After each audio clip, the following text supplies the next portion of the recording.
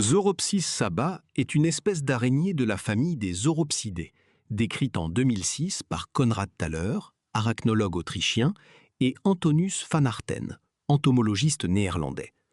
Son nom lui a été donné en référence au lieu de sa découverte, le Yémen, autrefois le royaume de Saba ou de Sheba, qui s'est étendu à son apogée jusqu'en Éthiopie et en Érythrée. Elle a été décrite à partir d'un mâle holotype adulte, de 6 femelles paratypes adultes ou subadultes ayant effectué leur mue imaginale après leur collecte.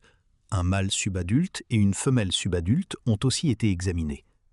Ces 9 spécimens ont tous été collectés par Antonius van Harten entre avril et août de 1998 à 2002. La collecte a eu lieu entre 1300 et 1900 mètres d'altitude, aux environs de Madinat Ash-Shirk pour l'holotype, Hamamali, Manaka, Roub Outma et Sanhan. 5 spécimens, dont l'holotype et 2 paratypes, sont conservés au Muséum d'histoire naturelle de Genève, un paratype au Muséum national d'histoire naturelle de Paris, un autre paratype au Muséum d'histoire naturelle de Vienne et un paratype dans les collections de Thaler. La répartition actuelle connue de cette espèce est donc le nord-ouest du Yémen, à une altitude comprise entre 1300 et 2165 mètres. Si les spécimens mentionnés par Jacques Denis en 1953 dans les jardins royaux de Wadi Darch, aux côtés du palais de Dar al-Hadjar près de Sanaa, capitale du Yémen, s'avèrent vraiment être des Zoropsis sabah, ce qui est probable en raison de la morphologie de leur épigyne qui avait été décrite comme ayant un septum plus large que celui de la Zoropsis spinimana. Il a en effet nommé cette espèce invalide Zoropsis spinimanus, qui est donc très probablement un synonyme de Zoropsis sabah. Zoropsis sabah se retrouve dans les vallées et versants montagneux, souvent dans la litière ou sur des arbustes autour des plantations de caféiers, de bananiers et d'agrumes. Son habitat ne semble pas spécialisé, puisqu'elle peut fréquenter autant les pentes arides, faiblement couvertes, comme les zones fortement ombragées ou les berges d'étendues d'eau stagnantes. Cependant, elle semble avoir une préférence pour les plantations d'agrumes, de café et de bananes. Zoropsis sabah se distingue nettement des autres espèces du genre par plusieurs caractères diagnostiques majeurs, notamment la morphologie de la partie antérieure du tégulum, la structure de l'embolus, ainsi que la conformation générale de l'épigyne. L'aspect général, lui, reste globalement similaire à celui des autres espèces du genre Zoropsis. Concernant les mensurations, relevées sur un mâle et 5 femelles, la longueur totale varie de 8,4 à 12 mm chez les femelles, tandis que le mâle en mesure 9,6.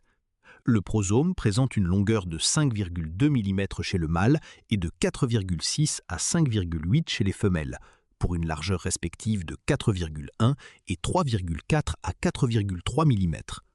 Le fémur 1 en mesure 5,7 chez le mâle et entre 4 et 5,2 chez les femelles. Chez le mâle, on note la présence d'une fissure tibiale, ou male tibial crack, qui se traduit par une dépression dans les tibias, qui n'est donc plus droit. Les chélicères portent 3 dents rétromarginales, la dent distale étant la plus réduite. Le palpe mâle présente un tibia court, environ 2,7 fois plus long que large, muni d'une apophyse tibiale en forme d'éperon. Le cymbium possède une brosse distale de soie, tandis que le renflement rétrolatéral proximal demeure peu marqué. Le tégulum est de forme ovale et excavé.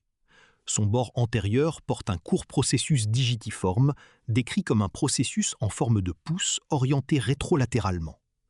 L'apophyse tégulaire est positionnée ventralement. L'embolus est étroit et présente des plis longitudinaux caractéristiques. Chez la femelle, l'épigyne est aussi large que longue. Le scape est large, à bord parallèle, avec un pédoncule étroit et une dépression dorsale. Sa base reste largement visible de part et d'autre de la moitié antérieure. Les plaques latérales sont sclérifiées, avec des marges internes convergeant vers l'arrière.